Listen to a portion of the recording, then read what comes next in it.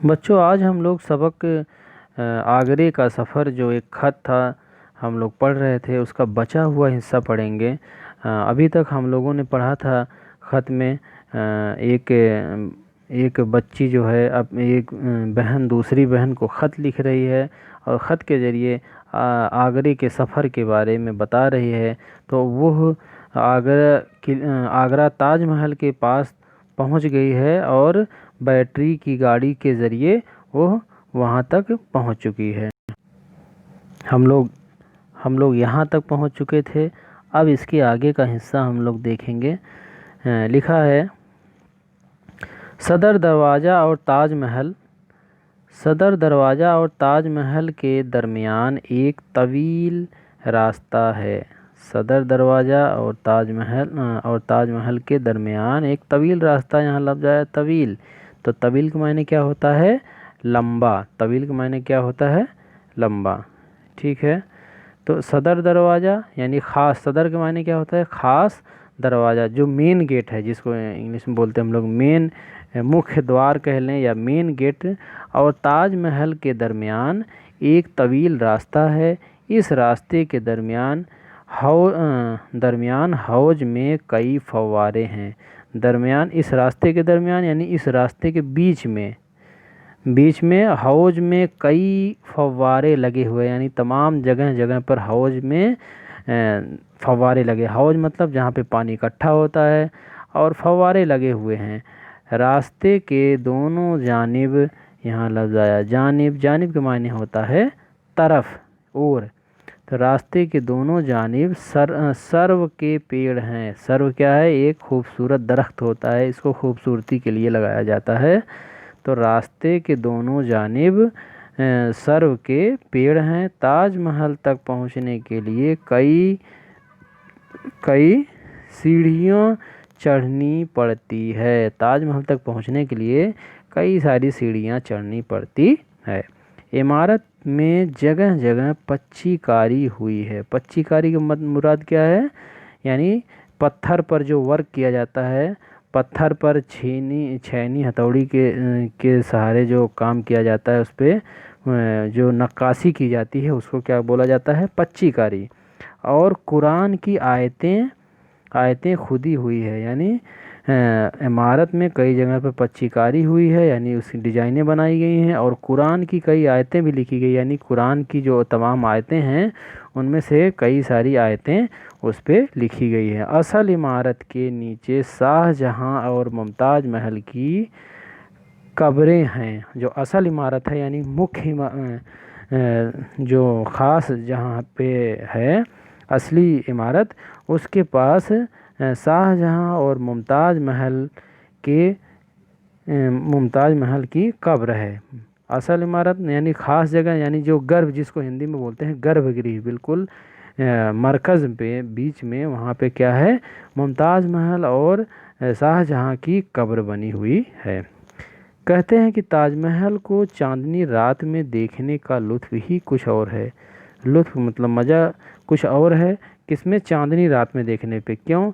क्योंकि यह संगमरमर का बना हुआ है, सफ़ेद संगमरमर, और चांदनी रात में सफ़ेद चीज़ अलग उभर के दिखाई देती है, और ऐसे में ऊपर से चांद की रोशनी पड़ रही हो तो और बढ़िया खूबसूरती इसकी बढ़ जाती है। आगे बढ़ते हैं हम लोग। फिर लिखा, ताजमहल और आगरे के तारीखी किले के अलावा हमने फ़तेहपुर सीकरी की इमारतें इत्माउद्दौला का मकबरा और सिकंदरा में अकबर बादशाह का मकबरा भी देखा। यानी ताजमहल और आगरे के तारीखी किले यानी ऐतिहासिक किले के अलावा फ़तेहपुर सीकरी की इमारतें। फ़तेहपुर सीकरी में कौन कौन सी इमारतें?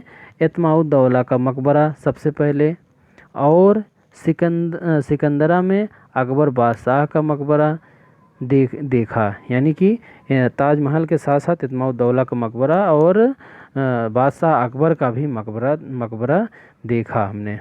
ये इमारतें मुग़ल तहज़ीब और तारीख़ की निशानियां हैं। तहज़ीब के मायने संस्कृति, ठीक है। तो ये इमारतें जो हैं वो मुग़ल तहज़ीब की, यानी मुग़ल संस्कृति की तारीख़ यानी इतिहास की निशानियां हैं। तारीख मतलब इतिहास, आपको पहले ही बताया है।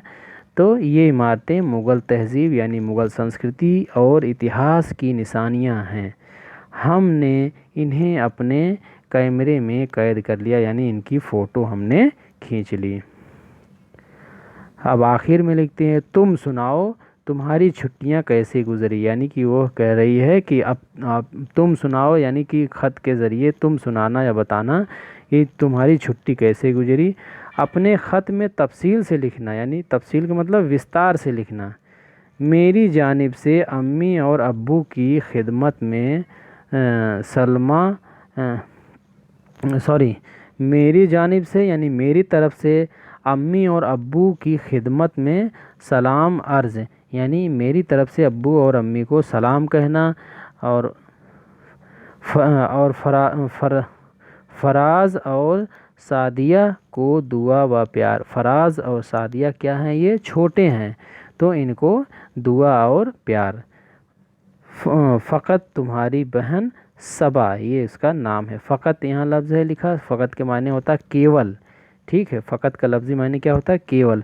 केवल तुम्हारी बहन यानी तुम्हारी प्यारी बहन कौन, सबा। ठीक है, तो इस तरीके से ये ख़त रहा।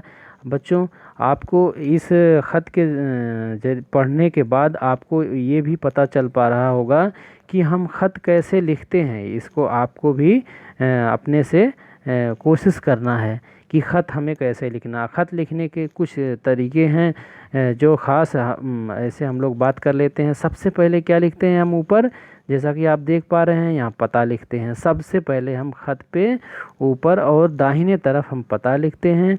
उसके बाद दूसरा नंबर हमारा आता है आदाब और अलक़ाब, यानी हम आदाब और अलक़ाब करते हैं। बड़े होते हैं तो आदाब करते हैं, छोटे होते हैं उनको प्यार बोलते हैं। ठीक है, आदाब और अलक़ाब के बाद हम लोग अपनी बात शुरू कर देते हैं। यहाँ से हम अपनी बातें शुरू कर देते हैं और हमारी बातें चलती चली जाती हैं। ठीक है, जब हमारी पूरी बात ख़त्म हो जाती है फिर उसके बाद हम लोग आते हैं आखिरी में। तो आखिरी में भी फिर हम आदाब और अलक़ाब करते हैं जो भी है, और उसके बाद फ़कत तुम्हारी बहन सबा यानी अपना नाम, ख़त लिखने वाले का नाम यहाँ पे आ जाता है।